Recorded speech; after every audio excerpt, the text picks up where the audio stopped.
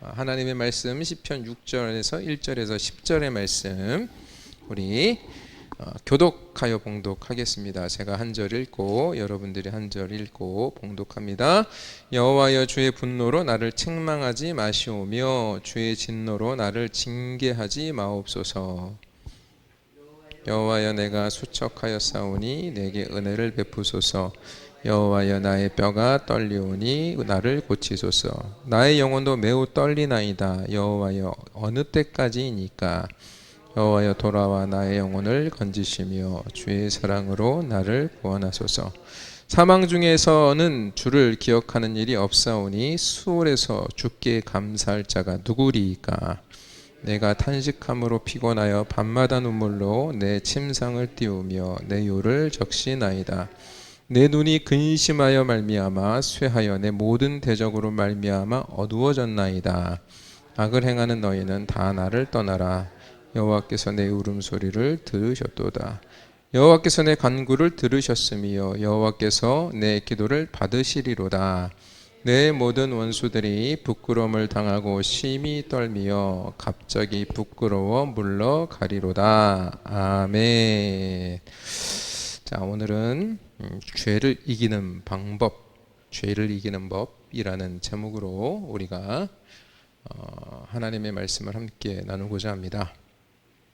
이 시 또한 다윗의 비탄의 시입니다. 어려움 속에서 자신의 고통을 여과 없이 하나님 앞에 올려드리며 나가는 비탄의 시입니다. 1절 말씀을 한번 보시게 되면 여호와여, 주의 분노로 나를 책망하지 마시오며 주의 진노로 나를 징계하지 마옵소서라고 하나님 앞에 아뢰고 있습니다. 지금 다윗은 굉장히 믿음이 흔들리고 있습니다. 왜냐하면 자신의 구원에 대한 의심이 있는 거예요. 그래서 그는 여호와여라는 이름을 부르면서 하나님을 찾고 있습니다. 여호와라는 이름에 대해서 여러분들 여러 번 언급을 드렸죠. 여호와는 무슨 이름이라고 그랬죠? 하나님의 약속에 근거한 하나님의 이름이에요. 하나님께서 죄된 인간들을 구원하시겠다고 하시는 그 하나님의 약속, 그 언약, 다윗에게는 내가 너의 왕위가 영원토록 지속하게 하겠다, 너의 자손이 대대손손 왕위에 있게 하겠다라는 약속을 하신 것이고, 그 약속을 다윗은 믿었던 것입니다.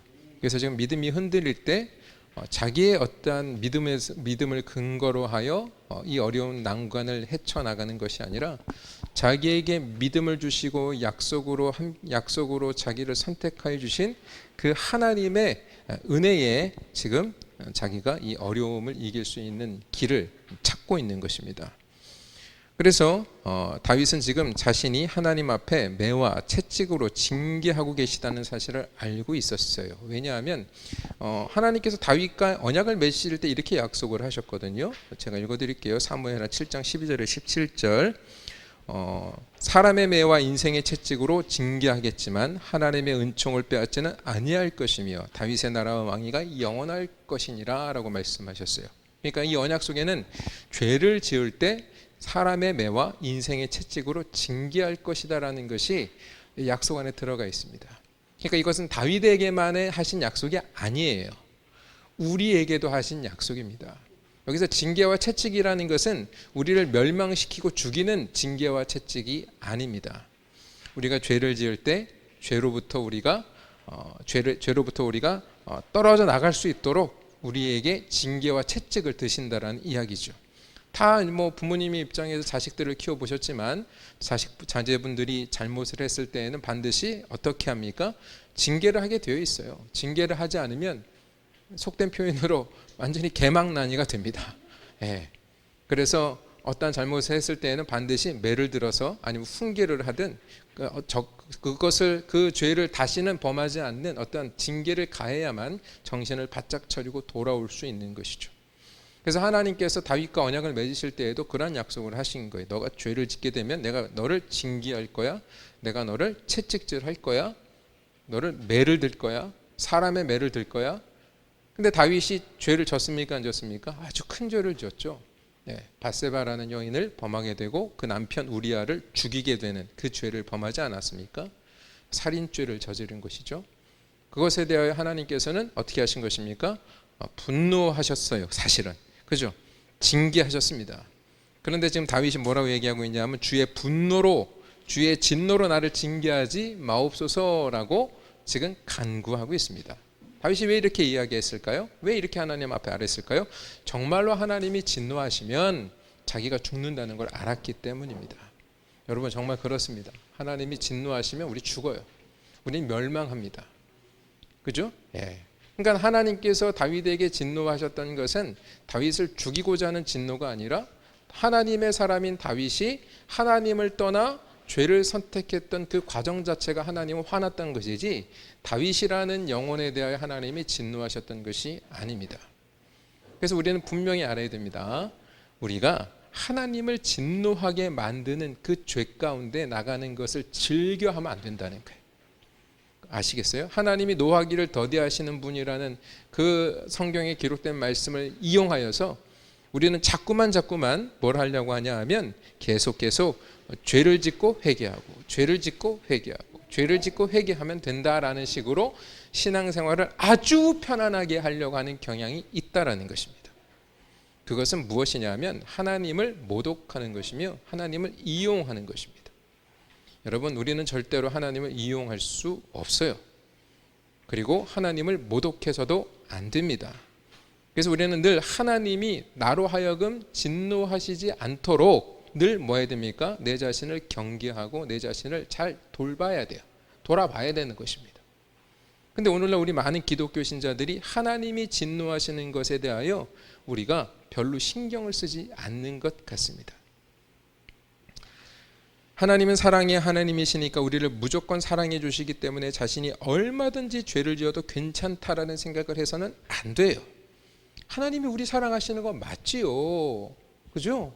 맞습니다. 우리의 죄를 용서하시고 우리를 위해서 십자가에 죽으신 것도 맞아요. 그러나 내가 얼마든지 죄를 지어도 괜찮게 하시기 위해서 예수님이 십자가에 못 박혀 죽으신 것은 아니라는 이야기입니다.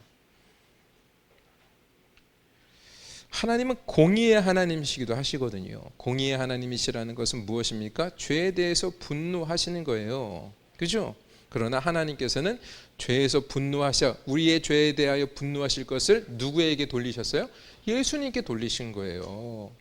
우리의 죄에 대하여 분노하실 그 하나님의 어떤 그 엄청난 그 징계와 그 채찍질을 누구에게 하신 것입니까? 예수님께 하신 거예요. 그러니까 우리가 그 수혜를 받은 자들 아닙니까? 그 은혜를 받은 자들 아닙니까? 내가 그 하나님의 진노를 다 맞아야 되는데 그것을 우리 예수님이 대신 맞아주신 거 아닙니까? 하나님이 당신의 아들에게 그것을 돌리신 거 아닙니까? 그러니까 이게 얼마나 큰 은혜입니까?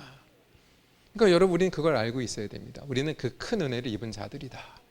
하나님의 그 큰 은혜로 살아가고 있는 자들이다. 그러니 우리가 어찌 하나님을 또 진노하게 만들 수 있겠는가라는 생각을 마음속에 새기고 살아가야 된다라는 것입니다. 그게 그리스도인인 것이에요. 그게 하나님의 백성인 것이에요. 2절에 보겠습니다. 2절 한번 같이 읽어볼게요. 자, 시작. 여호와여 내가 수척하였사오니 내게 은혜를 베푸소서. 여호와여 나의 뼈가 떨리오니 나를 고치소서.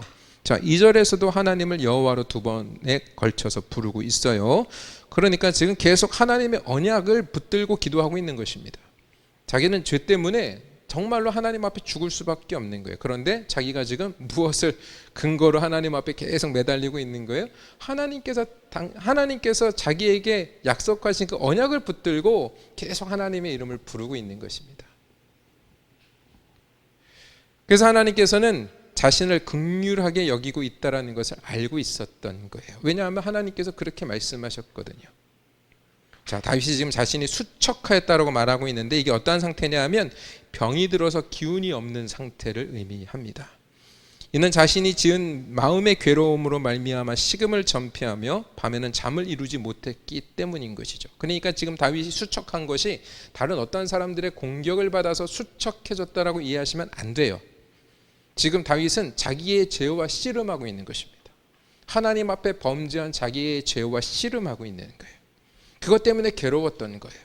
그것 때문에 괴로워하면서 지금 하나님 앞에 뭘 구해요? 은혜를 베풀어 주세요라고 지금 기도하고 있는 것입니다. 그러니까 얼마나 힘들었냐 하면 수척해지고 뼈가 떨리오니 그러잖아요. 뼈가 떨려요. 뼈가 떨린다는 게 여러분 이해가 됩니까?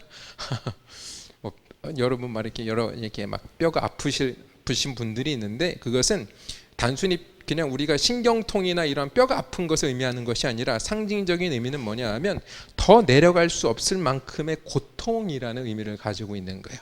그냥 다윗이 죄 때문에 그 고통 속에서 허덕이고 있는 것입니다. 그리고 그 허덕이는 상황 속에서 무엇만을 바라고 있어요? 하나님의 은혜만을 바라고 있는 거예요. 그러니까 지금 다윗은 철저하게 회개하고 있는 거예요. 하나님 앞에 자기의 죄에 대하여 몸소리를 치며 그 죄 때문에 괴로워하며 하나님의 은혜로 말미암아 내가 이 죄 가운데에서 건져낸 받기를 지금 계속해서 기도하고 있는 것입니다. 자기의 죄를 감추려 하지 않았어요. 자기의 죄를 다 그대로 오픈해놓고 다 드러내놓고 하나님 앞에 솔직하게 다 내려놓고 정말로 그 죄에 대하여 그러니까 내가 죄를 지고 회개하면 되지라는 생각을 어찌할 수 있겠습니까? 죄를 짓고 이렇게 괴로워하는 것이 뼈가 떨릴 정도의 그 고통 속에서 허덕이고 있는 거예요. 그 고통 속에서 벗어날 수 있는 유일한 길은 뭐예요? 하나님의 은혜였던 거죠. 하나님의 은혜. 3절을 보면 같이 읽어볼게요. 자, 시작. 나의 영혼도 매우 떨리나이다. 여호와여 어느 때까지니까. 다윗은 지금 영혼도 매우 떨린다라고 고백을 하고 있어요. 영혼도 떨린대요. 그러니까 살아있는 존재를 영혼이라고 하는데 그러니까 지금 영혼이 떨린다는 것은 자신의 생명이 위협을 받고 있는 상태에 있음을 말하고 있는 거예요. 죽을 지경까지 온 거예요. 뭐 때문에? 자기의 죄 때문에. 다윗은 이러한 자신의 상태가 어느 때까지입니까? 라고 하나님께 여쭈고 있으며 그러니까 지금 다윗의 고통이 지금 크게 달한 상태에 있다는 것입니다. 다윗의 이러한 고통 가운데 있는 것은 결국 다윗의 죄 때문이에요. 다른 사람이 괴롭혀서가 아니에요. 지금 자기를 괴롭히고 있는 하나님이 징계한 것 때문에 지금 다윗이 힘든 게 아니라 자기의 죄 때문에 괴로운 거예요. 죄는요 사람을 이렇게 처참한 상태에 이르게 하는 것입니다. 그러면 다윗이 죄를 지을 때의 상황을 한번 가볼까요? 사실 다윗이 죄를 지을 상황에서 다윗은 괴롭지 않았습니다. 오히려 그 상황은 매혹적이고 달콤했어요. 즐거웠어요. 그게 죄가 주는 특징입니다. 죄는요 그 시작의 때는 고통스럽지 않아요. 싫지 않아요. 괴롭지 않아요. 오히려 반대입니다. 죄를 짓는 그 순간은 굉장히 자극적이고 쾌락이 있고 즐거움이 있고 기쁨이 있어요. 그죠? 달콤하다 말입니다. 아주 매혹적이죠. 그래서 모든 인간이 이 죄가 주는 매력에 모두 빠질 수밖에 없는 것입니다. 빠질 수밖에 없어요. 다윗이 그랬잖아요. 그래서 많은 사람들이 죄의 유혹을 이기지 못하고 죄를 범하게 되는 것입니다. 그래서 그렇게 하나님을 온전히 예배하며 하나님을 신뢰하던 다윗도 한순간에 죄의 유혹이 무너져 내리고 만 것이죠. 그는 이러한 죄의 유혹에 죄가 주는 쾌락과 즐거움이 있었지만 그 즐거움은 오래가지 못했습니다. 그것으로 말미암아 엄청난 고통이 왔고 그는 자신의 자식이 죽고 자식에게 배신을 당하는 정말로 뼈아픈 일들을 마주하게 된 것이죠. 그게 죄가 주는 결과입니다. 이러한 고통의 상황들은 다윗을 수척하게 만들었고 뼈가 떨리고 영혼이 떨리는 고통 속에 있게 만든 것입니다. 그런데요 이러한 상황에 있는 것이 은혜예요. 여러분 이 세상을 한번 봐보세요. 죄를 지어도요 전혀 뼈가 떨리지도 않고 영혼이 떨리지도 않고 의기양양하게 아주 잘 먹고 잘 살아가는 사람들이 얼마나 많습니까? 하나님이 징계하시지 않아서 그래요. 왜 하나님이 징계를 하지 않으실까요? 내버려 두시는 거예요. 왜 내버려 두실까요? 그냥 그렇게 죄 가운데 있다가 마지막 때에 됐을 때 지금 이 순간에 성도들이 당한 그 죄를 깨닫고 뼈가 떨리고 막 그런 어떤 그 괴로움이 있는 성도들의 그 고통과 비교할 수 없는 그것과는 비교도 할 수 없는 엄청난 죄에 대한 결과를 그들에게 주시기 위해서 내버려 두시는 거예요. 그러니까 지금 우리가 이 땅에서 살아가는 동안 내가 죄를 짓고 마음 편안하게 못 살고 있는 이 상태가 뭐예요? 은혜 받은 사람들의 모습이라는 것입니다. 그러니까 하나님께서 징계와 훈계로 우리를 때리시고 채찍질을 가하시는 그것이 사실은 고난이지만 고난이 아닌 거예요. 우리를 살리는 생명의 약인 거예요. 보약인 거예요. 그런데 이 세상에 푹 빠져 살아가는 존재들은 그것을 못 느끼고 싫어하는 것입니다. 그런 것을 싫어하는 거예요. 그러니까 자기 부인은 못하는 거예요. 왜냐하면 그 고통의 과정을 통해서 자기 부인이 일어나게 돼 있거든요. 그 연단과 채찍의 과정을 통해서 우리는 자기 부인의 길을 가게 되는 것이고 십자가를 지는 삶을 가게 되는 것인데, 결코 자기를 내려놓지 못하는 사람들은 세상을 벗삼아 살아가는 자기의 생각을 내려놓을 수 없기 때문에, 그 세상을 벗삼아 살아가는 사람들은 조금이라도 이 세상에서 자기가 징계를 당하고 하나님의 채찍질 받는 것 자체를 싫어하는 것입니다.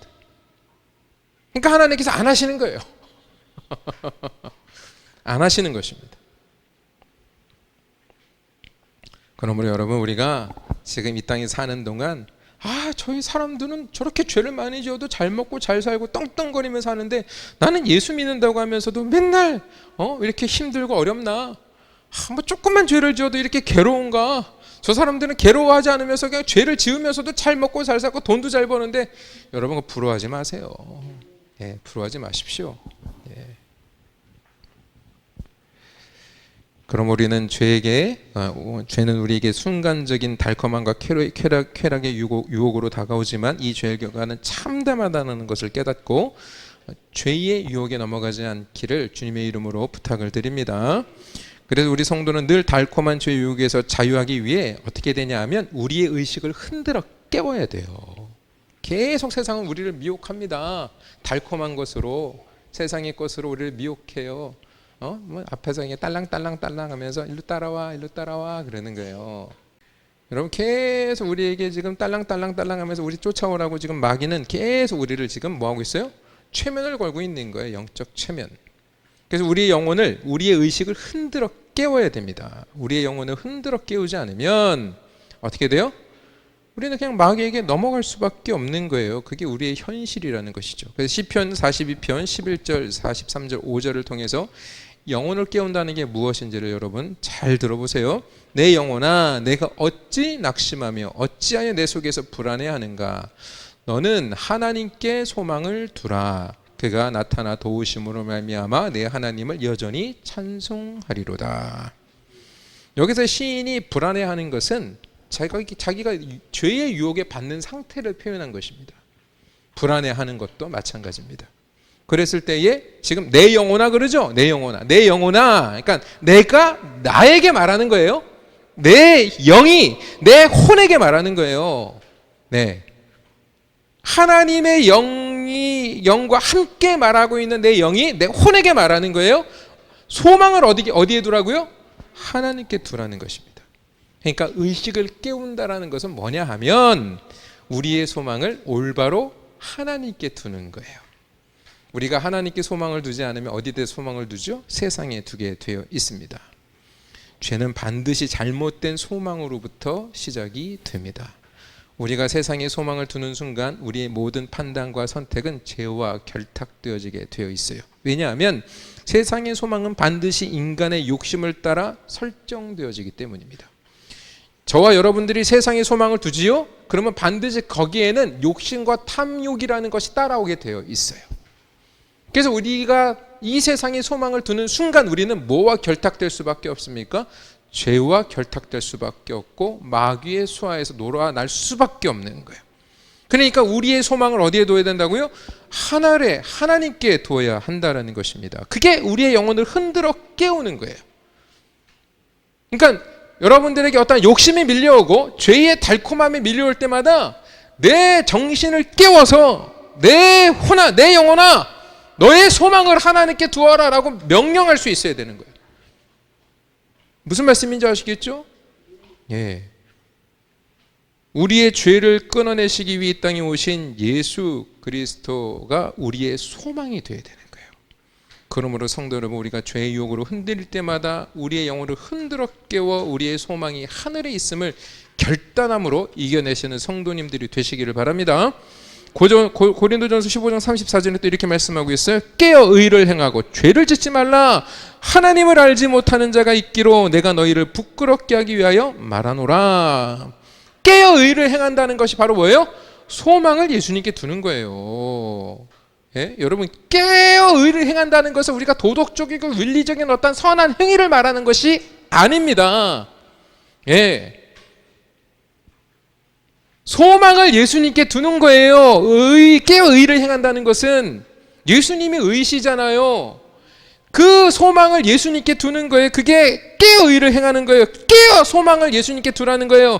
그렇게 되었을 때 우리는 어떻게 됩니까? 내 소망을 예수님께 두는데 우리가 어찌 탐욕과 욕심을 따라 살아갈 수 있겠냐고요. 그것을 버리는 것이 예수님께 소망을 두는 거 아닙니까? 그렇죠? 그러면서 하나님을 알지 못하는 자가 있기로, 그러니까 소망을 예수님께 두면 우리는 누구를 알아가는 거예요? 하나님을 알아가는 거잖아요. 예수님을 알아가는 거 아니겠습니까? 그러니까 하나님을 알지 못하는 자는 절대로 하나님께 소망을 둘 수 없는 거예요.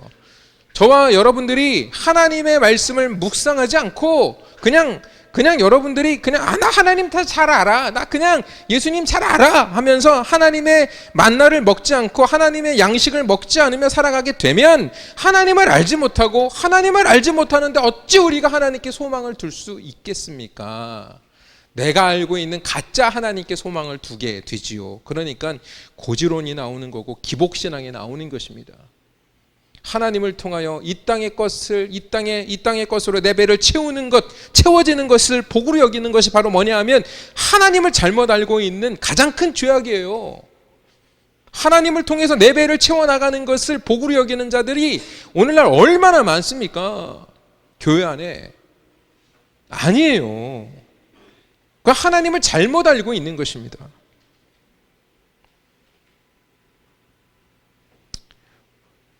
우리 성도들은 주님께서 은혜를 베풀어 주셔서 주님이 친히 우리를 찾아오셔서 우리를 구원해 주시고 우리로 하여금 하늘의 소망을 두는 존재로 구원해 주셨습니다. 구원 받았다 그랬죠? 그래서 로마서 8장 24절에 이렇게 말씀하고 있어요. 우리가 소망으로 구원을 얻었음에 보이는 소망이 아니니 보는 것을 누가 바라리요. 맞죠? 소망으로 구원 받았대죠. 그러니까 여러분들이 지금 이 세상을 소망으로 여기면 구원 받아요? 보이는 거잖아요. 이 세상은 보이지 않는 소망이 소망이라는 거죠. 보이지 않는 소망이 뭡니까? 하나님이에요. 하나님의 나라, 그것이 바로 우리의 소망거리라는 것이죠. 예? 그러니까 예수 그리스도가 우리의 소망이 되어주셨다라는 거예요. 우리가 소망으로 구원을 받는다는 것은 예수님이 소망이 되어주신 거예요. 그러므로 우리에게 죄의 유혹이 올 때마다 우리의 소망을 세상에 두지 말고 다시금 예수님께 소망을 두는 성도님들이 되시기를 바랍니다. 4절도 볼게요. 4절 같이 읽을게요. 시작. 여호와여 돌아와 나의 영혼을 건지시며 주의 사랑으로 나를 구원하소서. 지금 다윗이 여호와여 돌아오소서 그러는 거예요. 돌아오소서. 다윗은 지금 자신이 받는 고통의 과정 속에서 마치 하나님이 자신을 떠난 것으로 생각하고 있었어요. 하지만 하나님이 다윗을 떠날게요? 안 떠날게요? 안 떠나셨어요. 하나님은 결단코 당신의 자녀를 떠나지 않습니다. 신명기 31장 6절 너희는 강하고 담대하라 두려워하지 말라 그들 앞에서 떨지 말라 이는 내 하나님 여호와 그가 너와 함께 가시며 결코 너를 떠나지 아니하시며 버리지 아니하실 것임이라 하고. 맞죠? 하나님 우리 떠나신대요? 안 떠나신대요. 결코 떠나지 않는데 결코라는 말을 쓰십니다. 어떤 일이 있어도 절대로 나는 너희를 떠나지 않을 것이다. 그게 하나님의 약속인 것입니다. 그래서 어떤 분들은 자꾸 의심하는 분들이 있어요. 하나님이 나 떠나시면 어떡하지?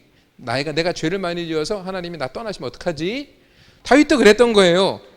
그러니까 나를 떠나지 마시옵소서라고 지금 돌아오서 떠나셔가지고 이제 돌아오세요라고 지금 기도하고 있는 거예요. 여러분 하나님 절대로 여러분들 떠나지 않으십니다. 예, 아까 우리가 기도 때 제가 봉독해드렸던 이사야서 43장 10절에 두려워하지 말아라, 놀라지 말아라. 내가 너의 하나님이 됨이니라. 예? 내가 너를 굳세게 하리라. 내가 참으로 나의 의로운 오른손으로 너를 붙들리라. 그죠? 예. 그냥 버리지 않으시는 것이 아니라 뭐 하신다고요? 우리를 붙들어 주신대잖아요. 오른손으로 붙들어 주신대죠. 그게 무슨 뜻입니까? 진리로 붙들어 주신다는 뜻입니다. 진리로. 예. 하나님은 결코 거짓으로 우리를 붙들어 주시지 않으십니다. 그러니까 진리가 뭐예요? 말씀이고 예수 그리스도시죠. 예수 그리스도로 붙들어 주신다는 의미예요. 그 십자가의 예수로 우리를 붙들어 주신다는 이야기입니다. 예? 그래서 지금 뭐라고 말씀하고 있냐면 우리를 핍박하는 세상 앞에서 떨지 말라고 말씀하시는 거예요. 아까 다윗이 계속 떨린다 그랬잖아요. 그렇죠? 계속 뼈도 떨리고 영혼도 떨리고, 그래서 떨지 말라는 거예요. 하나님께서. 예? 떠나지 않겠다. 내가 떠나지 않는데 너희들이 떨 일이 무슨 일이 있냐. 그러나 중요한 것은 우리가 죄를 짓게 되면 우리가 하나님을 떠나 있는 상태처럼 느끼게 되는 거예요. 그러니까 다윗이 지금 그런 거예요. 죄를 지어서 하나님과 자기가 분리되어 있는 느낌을 받고 있는 거예요. 그게 너무 괴로웠던 거예요. 여러분, 예수님께서 되게 괴로워하셨잖아요. 겟세마네 동산에서. 왜 괴로워하셨는 줄 아세요? 우리의 모든 죄가 예수님께 온 거예요. 예수님께 온 거예요. 그러면 예수님이 지금 이제 십자가 상에서 죽으시는 것이 두려운 것이 아니라 뭐가 두려우셨던 거냐 하면, 죄 때문에 하나님과 일순간적으로 분리되어야만 하는 그 상황이 힘드셨던 거예요. 다윗과 같은 상황인 거예요, 이게. 그래서 다윗이 예수님의 예표인 거예요. 예. 엘리 엘리 라마 사박다니, 하나님이여 하나님이여 어찌하여 나를 버리시나이까. 그 똑같은 표현입니다. 돌아오소서. 나를 버리셨으니까 돌아오세요 라는 의미를 가지고 있는 다윗의 고백이에요. 여러분, 하나님은 거룩하신 분이시기 때문에 우리가 죄를 짓게 되면 우리는 하나님과 영적인 소통을 할 수 없게 됩니다. 생각해 보세요. 죄를 짓는 순간 우리가 하나님을 예배하고 찬양할 수 있습니까? 못해요. 아담과 하와가 죄를 짓고 나서 하나님이 찾으실 때 어떻게 했어요? 아담과 하와가 하나님 저 여기 있어요 그랬어요? 아니에요. 숨었단 말이에요. 숨었습니다. 하나님을 피했어요. 하나님의 시선으로부터 피했어요. 결국 죄로 인해 하나님으로부터 떠난 인간은 수고하고 땀을 흘리는 육체적 고통을 경험해야 하고 육체적으로 죽음을 맞이하게 된 것입니다. 여자는 해산하는 고통을 당하게 되는 거예요. 만약에 인간이 죄를 짓지 않았으면 여성분들이 아이들을 순풍순풍 아주 고통 없이 낳으셨을 거예요. 우리가 죄를 짓지 않았으면 남자들이 땀을 흘리며 밭을 갈지 않아도 저절로 소산들이 쫙쫙 나왔을 거예요. 죄를 지었기 때문에 인간들은 땀을 흘리고 수고하게 되고 고통을 얻게 된 것입니다. 그런데 하나님께서 아담과 하와를 에덴에서 쫓아내실 때 그냥 쫓아내지 않으셨죠? 가죽옷을 입히셨죠? 그게 바로 무엇을 예표한다 그랬어요? 예수 그리스도를 예표한다고 말씀드렸죠? 예, 하나님께서는 그때 뭐라고 말씀하신 거냐 하면 그 옷을 통해서, 그 가죽옷을 통해서 너희들의 죄로 말미암아 단절된 그 관계를 내가 친히 회복시키실 것이다 라는 것을 암시적으로 그 가죽옷을 통해서 말씀하신 거예요. 무슨 말씀인지 아시겠죠? 그러니까 그 가죽옷으로 오신 분이 누구십니까? 예수 그리스도이십니다. 인간들이 입어야 하는 새 옷으로 오신 분이 바로 예수 그리스도이신 것입니다. 그래서 우리는 분명히 알아야 돼요. 우리는 은혜를 더하기 위해서 죄를 더해서는 안 됩니다. 그건 절대로 그럴 수 없는 거예요. 하나님이 거룩하신데 우리가 예수 그리스도의 거룩한 옷을 입고 어찌 죄를 선택하여 하나님과 단절된 길을 지향하며 갈 수 있겠습니까? 계속 비유로 말씀을 드렸지만 그랬잖아요. 우리가 죄에서 구출받은 것은 이거와 같다 그랬죠. 여기 깊은 늪이 있는데 우리 거기 속에 풍덩 빠져 있었던 거예요. 그래서 풍덩 빠져 있을 때는 그냥 죄를 떨쳐낼 수도 없고 그냥 죄 가운데 살았던 거예요.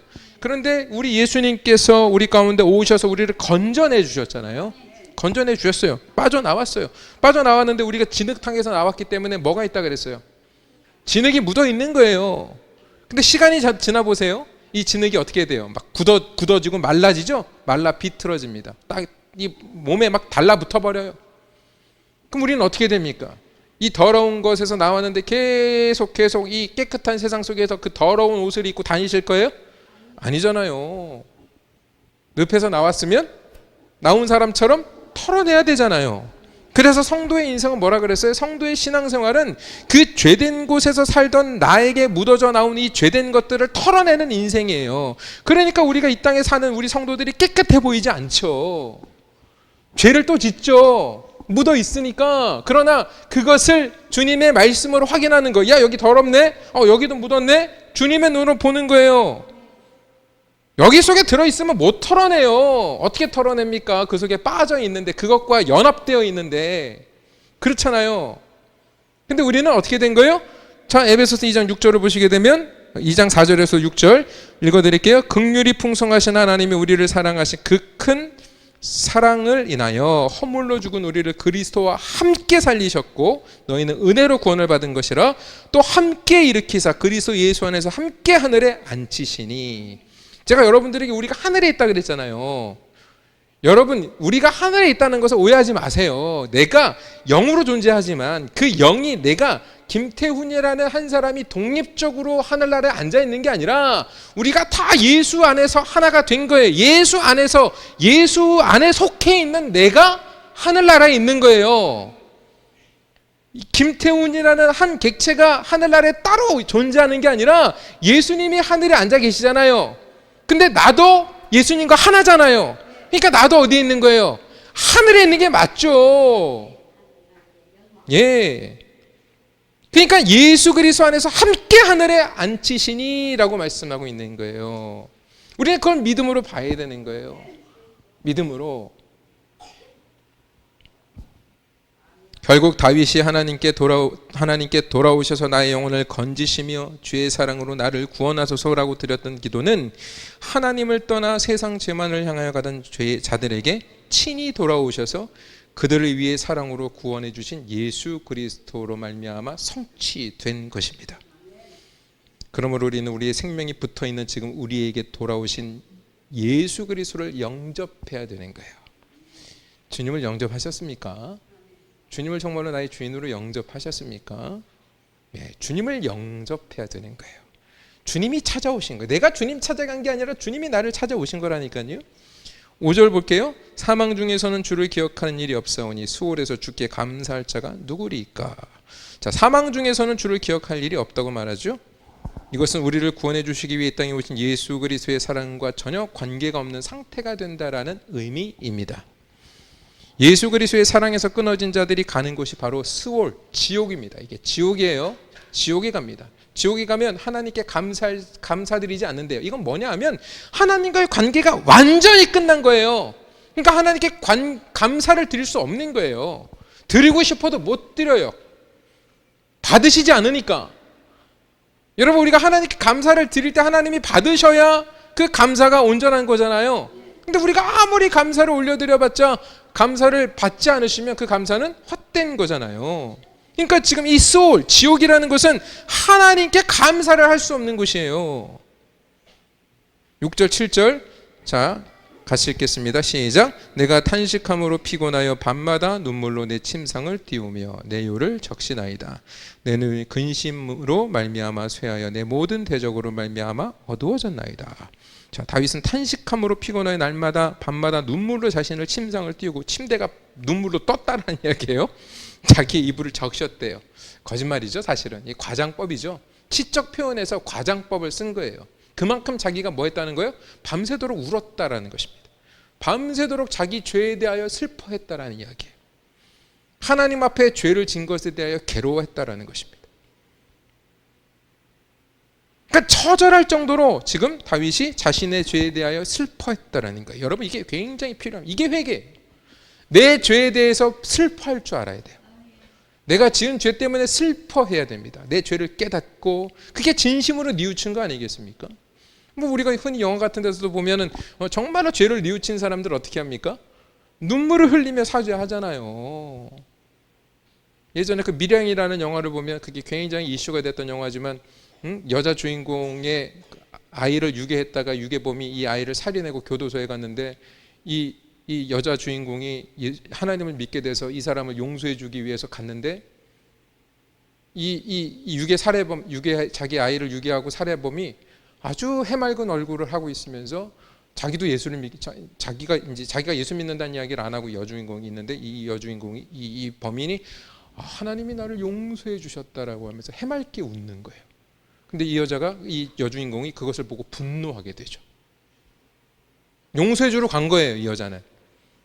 그러면 그 해맑은 모습이 그게 죄가 뉘우쳐진 걸까요? 아닙니다. 진정한 회개는요, 하나님께서 그 마음을 내가 나로 인해서 큰 아픔을 당한 그 사람 앞에서 참회하게 만드셔요. 나 혼자 하나님과 관계 속에서 회개하고 끝? 아닙니다, 여러분. 내가 누군가에게 피해를 주고 누군가에게 상처를 줬다면 우리는 반드시 그 사람에게 가서 뭐 해야 돼요? 용서를 구해야 되는 거예요. 용서를 구해야 되는 것입니다. 나 혼자 하나님과의 관계 속에서 하나님 나 용서해 주셨네.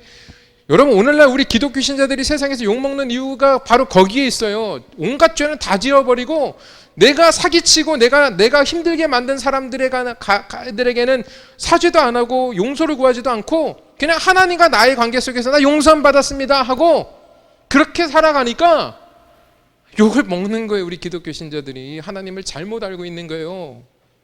예?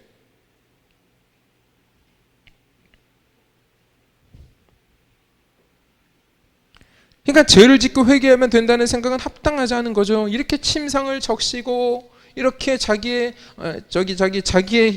침상을 띄우고 자기의 요를 적실 정도로 그렇게 참회하며 그렇게 애통해하는 그 영혼을 하나님께서 뭐 하시는 거예요?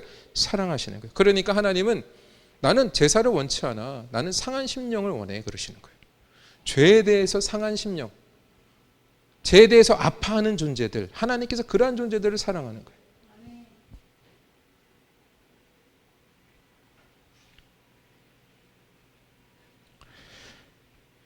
하나님께서는 진심으로 자기의 죄에 대한 깊은 슬픔을 가지고 하나님 앞에 회개하며 나오는 자들에게 징계를 거두시고 위로를 해주시고 격려를 해주시는 것입니다. 그리고 내가 너와 함께하겠다라고 말씀하시는 것이죠. 주님이 우리와 함께 하시면 죄로 말미암아 어두워졌던 우리의 눈이 밝아지게 되는 것입니다. 이렇게 어두워진 눈이 밝아지게 되는 사건이 바로 뭐였어요? 예수님께서 날 때부터 소경이었던 자를 고쳐주시는 장면이 바로 그 장면이잖아요. 그죠? 8절 9절 같이 읽겠습니다. 악을 행하는 너희는 다 나를 떠나라. 여호와께서 내 울음소리를 들으셨도다. 여호와께서 내 간구를 들으셨으며 여호와께서 내 기도를 받으시리로다. 자, 8절부터 시인의 다윗의 태도가 바뀌어요. 죄에 대해서 참회하며 하나님께 처절하게 울부짖었던 다윗이 8절 이하부터는 담대함과 승리의 확신에 찬 가운데 지금 뭐하고 있어요? 선포를 하고 있는 것입니다. 다윗은 행악하는 너희는 다 나를 떠나라라고 말씀을 하고 있어요. 나를 정죄하고 나를 참수하는 어둠의 영들, 이 마귀들아 떠나가라 라고 말씀하고 있는 것입니다. 무엇에 대하여 근거에 이렇게 얘기합니까? 지금 여호와 하나님께서 내 울음소리를 들으셨기 때문이다 라는 거예요. 예. 그러니까 지금 다윗의 울음소리를 하나님이 들으신 거예요. 침상을 띄우고 내 요를 적실 만큼의 그 괴로움, 상한 심령, 애통하는 그 마음을 하나님께서 아셨던 것이죠. 들으신 거예요. 진심이구나. 여러분, 하나님 진심을 원하세요. 진심을 아시죠? 우리가 진심인지 아닌지 아시죠? 우리가 하나님 앞에 회개하며 나가게 될 때 내가 지금 회개하는 이 회개가, 제가 회개하고 있는 회개가 하나님 앞에 전심으로 진심으로 하고 있는 회개인지 아닌지, 가식인지 거짓인지 우리 하나님이 모르시겠습니까? 아시죠. 예. 그러니까 우리는 이 죄에 대해서 너무 쉽게 생각해서는 안 되는 거예요. 죄로 말미암아 괴로워야 돼요. 슬퍼야 되는 거예요. 하나님께서는 당신의 백성들에게 그러한 마음을 주시는 거예요. 왜 우리가 죄 때문에 슬퍼할 수밖에 없습니까? 이 죄의 문제를 우리가 해결하면 되는데, 우리가 해결할 수 있으면 괜찮은데 우리가 해결 못해서 누가 해결해 주셨어요? 우리 하나님이 이 땅에 인간의 모습으로 지극히 낮고 낮은 자의 모습으로 오셔서 해결해 주신 거 아닙니까? 다윗은 그걸 안 거예요. 다윗이 구약 시대에 있었던 사람이지만 자기의 죄의 문제를 오직 그리스도만이, 자기의 혈통으로 오게 될 영원한 왕위를 가지고 오시는 예수 그리스도만이 나의 죄를 해결해 주실 수 있다는 것을 알았던 거예요. 그래서 지금 이 울음소리는 무슨 울음소리겠습니까? 자기에 대해 자기의 어떤 신세를 한탄하는 울음소리였겠습니까? 아닙니다. 자기의 죄로 말미암아 자기에게 은혜를 베풀어 주시는 그 하나님의 은혜, 그렇죠? 그 은혜가 바로 무슨 은혜입니까? 희생의 은혜, 피 흘리심의 은혜 아닙니까? 그걸 알기에 울음이 날 수밖에 없는 거예요. 나의 죄 때문에 그 영광스러우신 하나님이 천하디 천한 인간의 모습으로 오셔서 나를 위해 죽으시는구나. 여러분, 우리는 그것을 너무너무 당연한 것으로 여겨서는 안 되는 거예요. 그래서 따라서 이제 자신의 죄로 말미암아 하나님의 징계의 도구로 사용된 악을 행하는 자들에게 정당하게 자신을 떠날 것을 지금 명령하고 있는 것입니다. 그러니까 하나님께서는 악한 자들을 사용하셔서 우리에게 징계하시고 또 우리를 또 훈계하시는 것이죠. 근데 우리는요, 우리 주변에 우리에게 악을 행하는 사람들을 마냥 비난하고 그들이 왜 내 주변에 있는지 불만을 표출해서는 안 되는 거예요. 여러분, 우리가 반드시 우리 주변에 나를 괴롭히고 나를 힘들게 하는 분이 있다면 이유가 있는 거예요. 거의 100의 99는 우리의 죄를 깨닫게 하시기 위한 하나님의 뜻이 있는 거예요. 내 죄를 깨닫게. 그 사람들을 정죄할 것이 아니라 내 죄를 봐야 돼요. 여러분, 그러니까 앞으로 주변에 나를 괴롭히는 분이 있으면 그 사람을 미워하는 것으로 그 문제를 해결하려고 하지 그러니까 말아야 돼요. 그렇게 하면 안 돼요.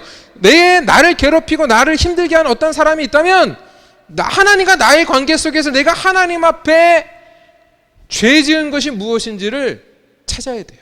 깨닫게 해달라고 기도하셔야 됩니다. 그 이유가 있는 거예요. 그를 통해서 지금 징계하시고 그 죄의 문제를 하나님이 그냥 넘어가지 않으시는 거예요. 깨닫기를 원하시는 것이고 그 죄에서 내가 돌이키기를 원하시는 것이고 그리고 우리가 그 죄에서 용서함 받기를 원하시는 것입니다. 하나님이 원치 않으시는 거예요. 더 많겠죠, 사실. 그만큼 우리가 하나님 앞에 회개함에 있어서 적극적이어야 된다는 말씀이신 것입니다. 그러니까 내 죄가 어떠한 것인지를 발견해야지 다른 사람이 나를 괴롭히는 것이나 그 사람을 미워하고 원수로 생각하고 그렇게 저주하며 그런 사람을 그렇게 대항하며 살아가서는 안 된다는 것입니다. 나를 돌아봐야 되죠.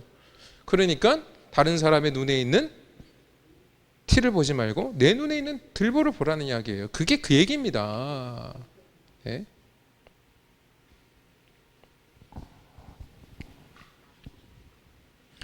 그래서 우리는 이 죄에 대하여 다윗과 같이 깊은 슬픔과 애통함으로 회개하는 자가 되어야 되는 것이고 그것을 위해서 기도해야 되는 것입니다. 이 기도를 들으신 우리 주 예수 그리스도께서 친히 우리의 모든 죄를 사하시고 당신이 친히 우리의 옷이 되어주셔서 우리를 죄 없다고 하시는 거예요. 갈라디아서 3장 27절 누구든지 그리스도와 합하기 위하여 세를 받은 자는 그리스도로 옷 입었느니라. 로마서 13장 14절 오직 주 예수 그리스도로 옷 입고 정욕을 위하여 육신의 일을 도모하지 말라. 무엇을 입으라고요? 예수 그리스도로 옷 입어라. 아까 말씀드렸죠? 예수님으로 옷 입었어요. 그러니까 우리가 예수님이 하늘에 앉아 계시니 우리가 예수라는 옷을 입고 있는 우리도 어디에 있는 게 당연해요? 하늘에 있는 거죠. 그러므로 우리는 더 이상 죄로 인하여 위축된 삶을 살아서는 안 되는 것입니다. 앞서서도 말씀을 드렸지만 우리는 육신의 일을 도모하지 않도록 하늘의 것을 소망해야 되는 거예요. 그게 죄를 이기는 방법이에요. 그리스도를 소망해야 되는 것입니다. 그리스도로 옷 입은 사람은 하늘의 것, 예수 그리스도를 소망하게 되는 것이고 이것이 바로 구원받은 자들의 본분이라는 것이죠. 그러나 우리가 세상의 것을 소망하면 우리는 정욕을 위하여 육신의 일을 도모할 수밖에 없음을 기억해야 합니다. 육신의 일을 도모할 수밖에 없다니까요. 예수 그리스도로 옷 입지 않으면. 그러므로 우리는 예수 그리스도로 합하여 그리스도의 옷을 입은 존재로 날마다 내 자신의 옷을 벗고 그리스도로 옷 입는 존재로 살아가기 위해 기도하고 결단해야 되는 거예요. 마지막 10절 같이 읽겠습니다. 내 모든 원수들이 부끄러움을 당하고 심히 떨미어 갑자기 부끄러워 물러가리로다. 자, 다윗의 원수들은 다윗이 망하기를 원했습니다. 그렇죠? 다윗이 망하기를 원했어요. 마찬가지로 우리의 원수 마귀도 우리가 망하기를 지금 원하고 있어요. 그런데 어리석게도 우리는 그러한 마귀가 나에게 즐거움을 주고 나에게 기쁨을 주는 존재처럼 여기며 마귀가 유혹하는 대로 죄를 일삼으며 살아왔던 거예요. 그동안 우리는. 그러나 하나님께서는 그러한 우리에게 징계를 주셔서 우리가 더 이상 죄의 구렁텅이에 빠져 하나님과 단절된 자로 살지 않도록 은혜를 베풀어 주신 것입니다. 그리고 우리는 그 은혜로 말미암아 애통하고 회개하는 자리로 인도함 받게 되는 것이죠. 그러니까 이 애통이라는 것이 팔복에도 들어가잖아요. 예? 애통하는 자들에게 뭐가 있어요? 복이 있다 그러는 거예요. 애통하는 자들에게. 예? 그들에게 뭐가 있대요? 위로가 있다라는 거 아닙니까? 하나님의 위로는 애통하는 자에게 있는 거예요. 아무나 비워잡고 하나님 아이고 내가 너 위로해 줄게가 아니에요. 위로한다라는 말의 의미를 잘 아셔야 돼요. 하나님이 함께 하시겠다라는 뜻입니다. 예, 위로는. 그러니까 애통하는 자들과 하나님이 함께 하신다라는 이야기예요. 죄에 대해 애통하는 겁니다. 그러니까 우리가 죄를 가볍게 생각하고 이 세상에 소망을 두며 이 세상의 가치관과 이 세상의 방식을 따라 살아가며 그러한 자기 자신에 대하여 관대하게 살아가고 있는 자기중심적 사고방식의 사람들이 어찌 하나님의 위로를 받을 수 있겠냐고요. 어떤 분은 그럴 수 있어요. 하나님이 나와 함께 한다라고 말씀하셨대요. 자기는 계속 세상과 더불어 살아가고 있으면서. 여러분, 그게 주님일까요? 내가 세상의 방식을 따라 살아가고 있는데 내 음성이 귀에 들렸어. 내가 너와 함께 하겠다. 내가 하나님인데 내가 너와 함께 할 거야. 그런 음성이 들렸다고 쳐요. 그게 하나님이겠냐고요. 마귀지. 너 그렇게 계속 거기에 있어. 그냥 그 자리로 살아. 괜찮아. 내가 너와 함께 하고 있으니까. 그럴까요? 아닙니다. 그리로 가지 마라 그러죠. 우리 주님은. 어찌 우리 주님이 그곳에 가라고 말씀하실 수 있겠냐고요.